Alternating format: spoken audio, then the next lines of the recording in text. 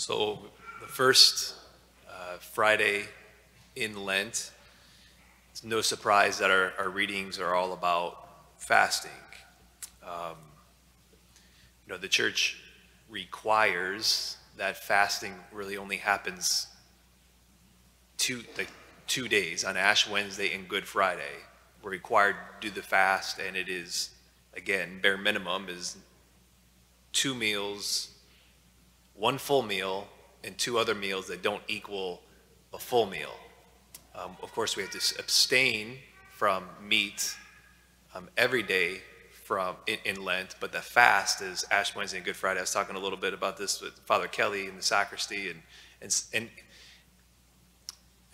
I said, Father Kelly, you don't even have to fast. You're over 59, and I think he's going to be 93 this year, and we just got to talking from there. It's like, I asked him, or he began to say, like, it's just we're incredibly soft when it comes to fasting today, because when Father Kelly was growing up, I mean, it wasn't one full meal and two other meals that don't equal one, right? Like I think it was Paul VI that defined it finally, but it slowly got more and more lax, more and more lax.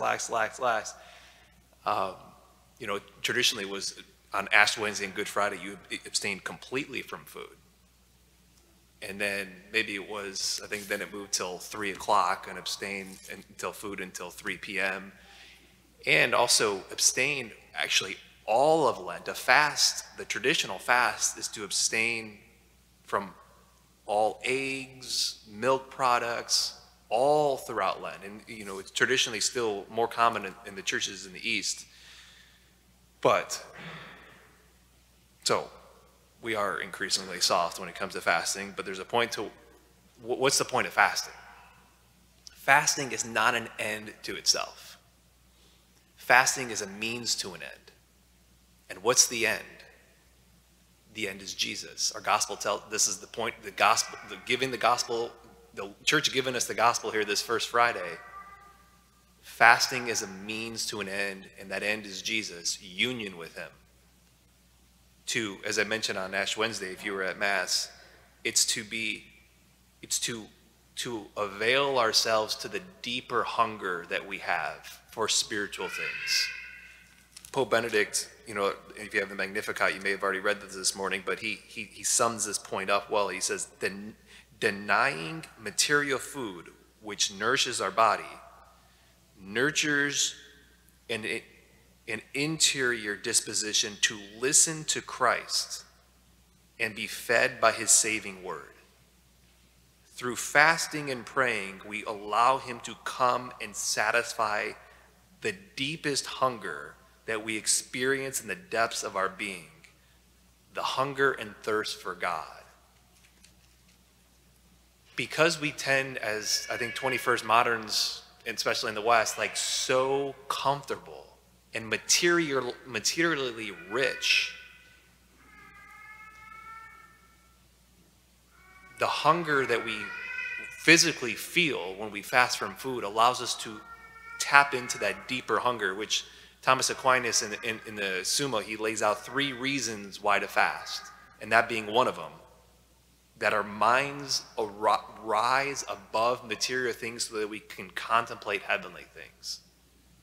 The other 2 reasons, the second reason he says is to conquer lust, right? Fasting from food helps us to quell the passions and to conquer lust. And then the third reason he gives is to atone for sins. Maybe just close with my favorite quote from a saint with regards to why fasting. It's from Jose Maria Escriva. I may have mentioned it last year, but he says, fasting allows the soul to fly. Fasting allows the soul to fly. We so easily are weighed down. Our souls are.